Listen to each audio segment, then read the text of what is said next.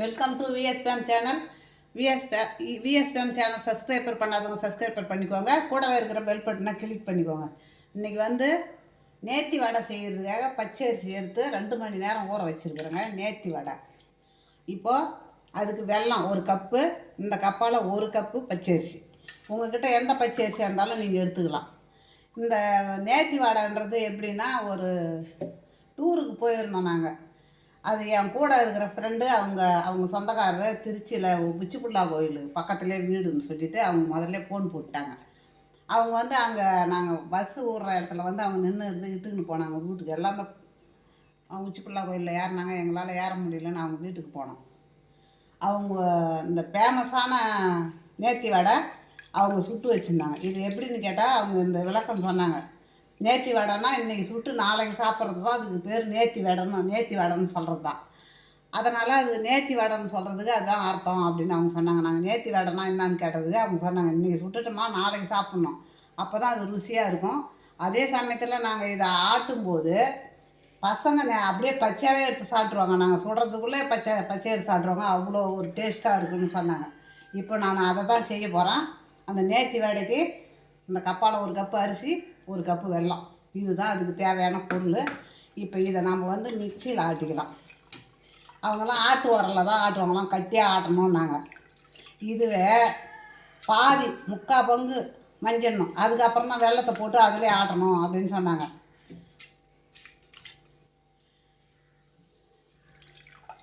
அவ்வளோ ஒரு ருசியாக இருந்ததுங்க அந்த நேர்த்தி வடை நாங்கள் சாப்பிட்றதுக்கு.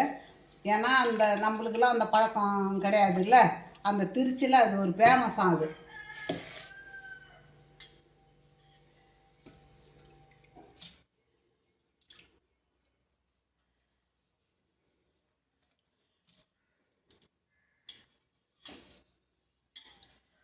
இப்போ இதை போட்டுக்கிறோம். இது வந்து ஒரு 70% மஞ்சள் உடனே தான் அப்புறமா நம்ம அரிசி போட்டுக்கலாம். நான் போட்டு ஆட்டிட்டு வரேன்.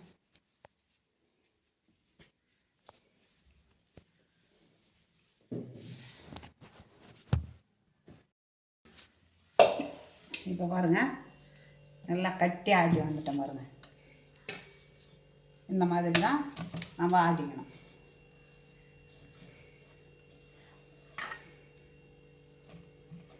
அதே மாதிரி ஆட்டு உரல் ஆட்டினாலும் இது மாதிரி கட்டி ஆடிக்கணும். வெல்லத்தை சேர்த்து ஆடிக்கணும்.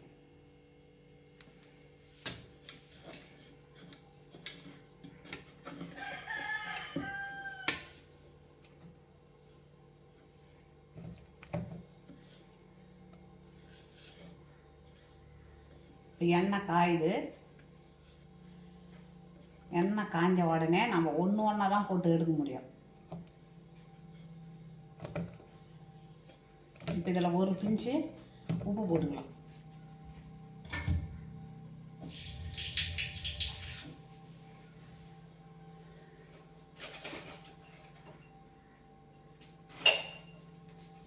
இது பாருங்க, இதை மாதிரி 1 பிஞ்சு உப்பு போதும். ஏலக்காயெலாம் வேணாம். ஏலக்காயோ நெய்யோ எதுவுமே வேணாம்.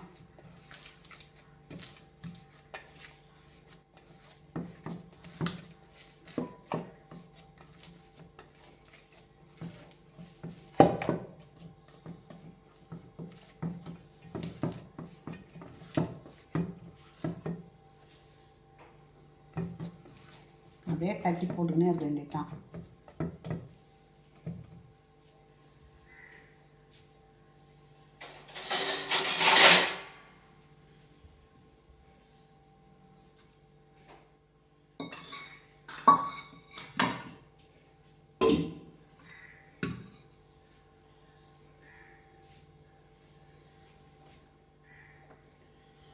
இப்போ நம்ம எண்ணெய் அதிகம் தேவையில்லை, சும்மா கொஞ்சம் காயணும். ரொம்பவும் எண்ணெய் சூடாக ஆகிடக்கூடாது.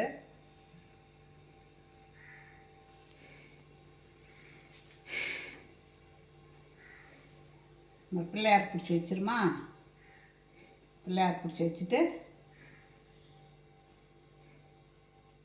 பிள்ளையார் இப்போது 1 கப்பு, இந்த கப்பு எடுத்து ஈர துணி போட்டு தான் தட்டி கொத்தை போட்டு எடுத்து போடணும்.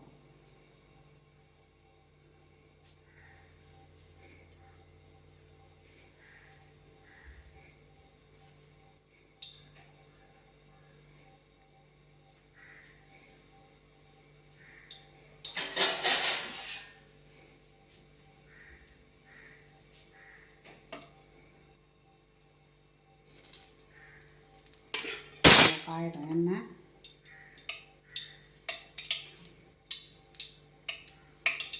இந்த மாதிரி கையில் ஒட்டாத இதை மாதிரி நம்ம உருட்டிக்கணும்.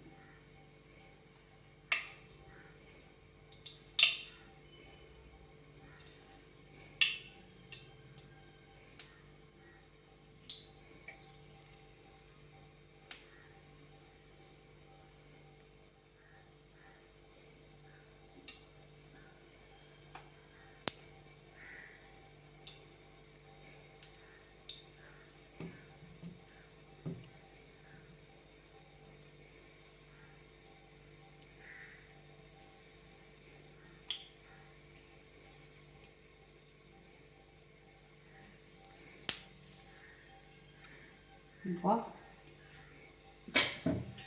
நம்ம இதில் வச்சு தட்டிக்கலாம்.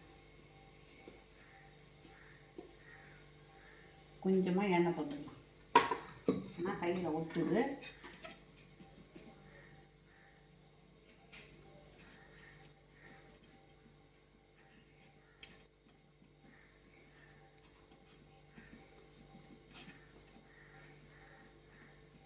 இப்போ பற்ற போட்டுடணும். பற்ற போட்டுன்னு இந்த மாதிரி எடுத்து ஒன்று ஒன்றா தான் போடணும்.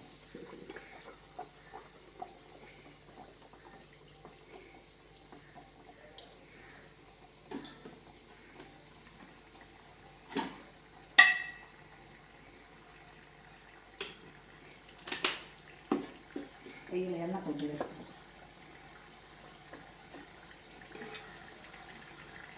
அதுவாக வெந்து மேலே வரும்.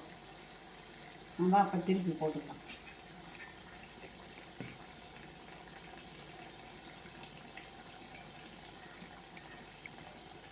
நடுவில் பத்தை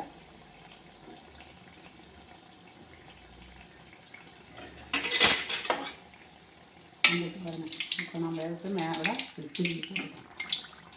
ஒன்று ஒன்றா போட்டு தான் எடுக்கணும்.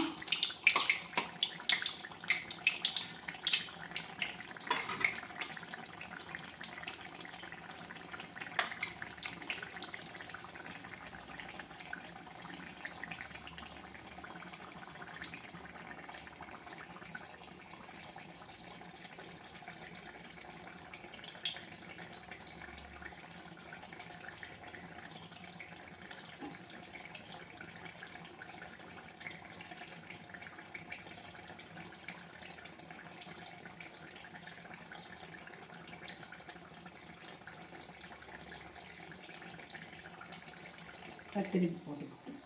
இன்னொரு தடவை எடுத்துடலாம்.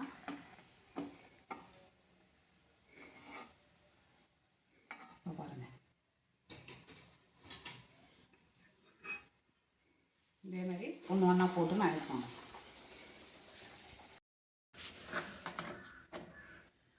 நேர்த்தி வடை ரெடி ஆகிடுதுங்க. இப்போது அந்த அரிசியை நம்ம 2 மணி நேரம் ஊற வைக்கிறோம். அந்த பச்சை அரிசியை கல் உரலில் ஆட்டுறதா இருந்தாலும் சரி, மிக்சியில் ஆட்டுறதா இருந்தாலும் சரி, கிரைண்டரில் ஆட்டுறதா இருந்தாலும் சரி, நம்ம அந்த 70% மஞ்சள் உடனே வெல்லம் போடுறோம். வெல்லம் போட்டால் எதாக இருந்தாலும் தண்ணி விட்டுதுதான். தண்ணி விட்டு நம்ம வெல்லம் போட்ட உடனே நம்ம எவ்வளோ தான் தண்ணி விடாத அரிசி ஆட்டினாலும் தண்ணி விடும். அதுக்கு நம்ம வீட்டில் அரிசி கழுவி காய வச்சு அரைச்சாந்து வச்சுருக்குறோம் பாருங்கள். அந்த மாவை கொஞ்சம் கடந்து ஆட்டிட்டோம்னா நம்மளுக்கு தட்டுறதுக்கு கரெக்டாக வந்துடும். எப்படி தண்ணி தானே விட்டுக்கோம், அவங்க எப்படி இது பண்ணாங்கன்னு நீங்கள் நினைக்காதீங்க. நான் சொல்கிறது தான் கரெக்டு.